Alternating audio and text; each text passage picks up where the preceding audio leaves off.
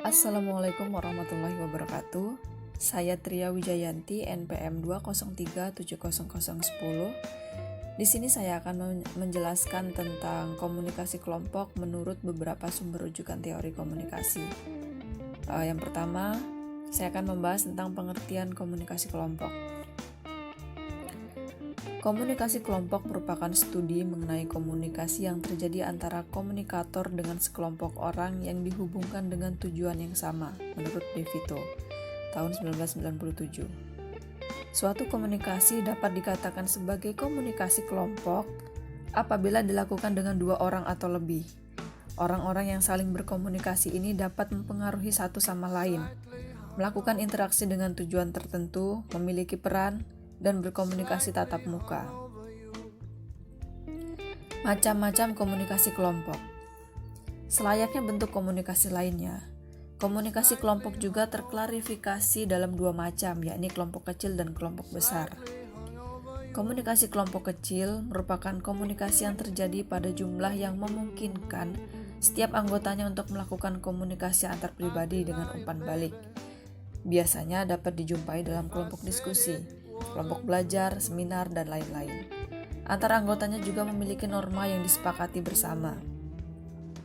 Sedangkan komunikasi kelompok besar merupakan komunikasi yang terjadi pada jumlah yang setiap anggotanya sulit untuk melakukan komunikasi antara pribadi lebih jauh. Terlalu banyak orang yang berkumpul dan membuat hal tersebut sulit dilakukan. Misalnya, tablik akbar dan kampanye. Dalam kegiatan tersebut, komunikais lebih bersifat linier, di mana hanya komunikator menyampaikan pesan ke komunikan tanpa ada umpan balik. Teori komunikasi kelompok tidak dapat dibungkiri. Dalam keseharian kita pasti akan selalu terlibat dalam komunikasi kelompok, mulai dari kelompok pertemanan berskala kecil hingga kelompok besar. Pada umumnya, komunikasi kelompok terjadi karena adanya tujuan yang ingin dicapai. Misalnya, kamu melakukan komunikasi selama kerja kelompok. Oleh sebab itu, penting sekali untuk mengetahui seberapa efektif komunikasi kelompok yang dilakukan. Ada beberapa teori komunikasi kelompok yang dikembangkan untuk mengukur seberapa efektifnya komunikasi yang dilakukan. Tingkat efektivitas tersebut mempengaruhi kepuasan tiap anggotanya.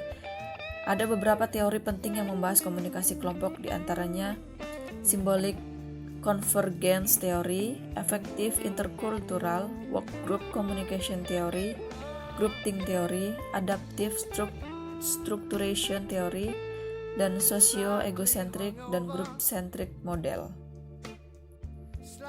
Selanjutnya, kita akan membahas tentang Symbolic Convergence Theory. Symbolic Convergence Theory atau biasa dikenal sebagai Fantasy Theme Analysis merupakan suatu teori komunikasi kelompok yang digagas oleh Ernest Burnham, John Cragin, dan Donald Seale. Teori ini membahas bagaimana setiap orang dalam kelompok memiliki suatu realitas bersama melalui komunikasi. Di dalam teori ini, penggambaran kita terhadap suatu hal dapat mempengaruhi kepercayaan kita bersama. Little John 2017. Adanya komunikasi memungkinkan tiap anggotanya untuk membicarakan penggambaran tersebut melalui percakapan dengan orang lain. Semakin sering dibicarakan, lama-lama hal tersebut akan diyakini bersama. Penggambaran tersebut dikenal dengan konsep rhetorical vision. Pada dasarnya, rhetorical vision merupakan sebuah citra visual yang memuat karakter, cerita, dan kejadian tertentu.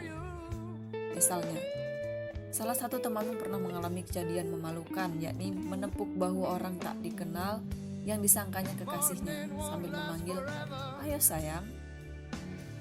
Hingga beberapa tahun setelah kejadian tersebut, temanmu masih sering diledek dengan kalimat, "Ayo sayang." Bahkan ketika salah satu teman sekumpulanmu melontarkan, "Ayo sayang," semua orang akan otomatis tertawa. Bagi orang-orang yang tidak bergabung dalam kelompok permainanmu, kalimat "ayo sayang" mungkin tidak memiliki makna apapun. Namun bagi kamu dan teman-teman sepermainanmu, kalimat tersebut memuat cerita lucu yang akan terus tersimpan dalam memori hingga masa akan datang. Selanjutnya, Effective Intercultural Workgroup Communication Theory. Effective Intercultural Workgroup Communication Theory merupakan teori yang dikembangkan oleh John Otzel dan didasari dari input process output model. Pada dasarnya teori ini berfokus pada kelompok dengan anggota yang memiliki latar belakang budaya yang berbeda. Dalam teori ini, suatu kelompok dengan keberagaman budaya memiliki frekuensi berinteraksi yang menciptakan pengaruh pada tiap anggota kelompok dan menimbulkan hasil yang baik berupa kepuasan atau ketidakpuasan. Keberagaman budaya dalam kelompok terbagi dalam 3 buah klutser, yakni individualism, collectivism, self-construal, dan phase concept. Groupthink theory. Teori yang dikembangkan oleh Irving Janis merupakan teori komunikasi kelompok yang berfokus pada efektivitas kelompok. Fokus dari teori ini adalah bagaimana kondisi tertentu dapat menciptakan kepuasan kelompok yang tinggi. Namun dengan output yang tidak efektif, kepuasan tersebut ada karena kohesivitas kelompok, yaitu besaran derajat seorang untuk menjadi anggota suatu kelompok. Lalu adaptive structuration theory. Marshall Scott Polley dan Gerardine DeSantis mengembangkan adaptive structuration theory yang berfokus pada bagaimana teknologi informasi dan komunikasi dimanfaatkan dalam suatu kelompok atau organisasi. Teori ini menemukan fakta bahwa produk teknologi informasi dan komunikasi yang sama dapat dimanfaatkan secara berbeda oleh tiap orang di kelompok lain atau organisasi tertentu. Teori ini memiliki 2 buah elemen yang penting. Pertama, struktural fitur, yakni fitur yang dimiliki sebuah teknologi, dan spirit, yakni manfaat yang diberikan. Semisal, dalam menunjang kerja kelompok dari rumah masing-masing, anggota kelompok memutuskan untuk menggunakan Google Meet karena memiliki fitur present yang memungkinkan kamu melakukan presentasi. Fitur dan manfaat sebuah teknologi akan terus digunakan selama anggota kelompok terus menggunakannya. Pemilihan teknologi yang digunakan pun dipengaruhi oleh iklim dan kepemimpinan kelompok.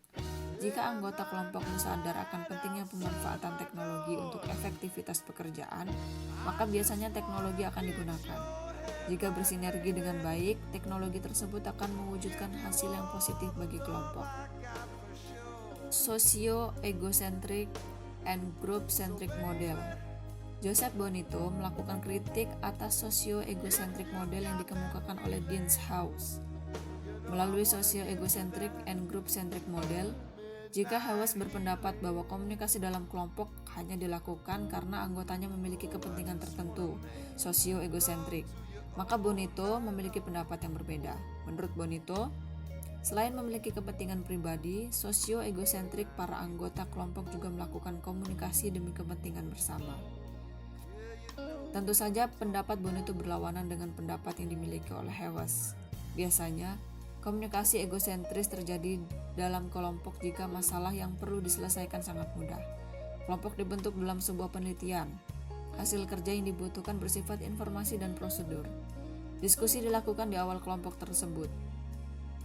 Anggota kelompok memiliki keterlibatan yang rendah dan anggota kelompok tidak memiliki sejarah bekerja sama.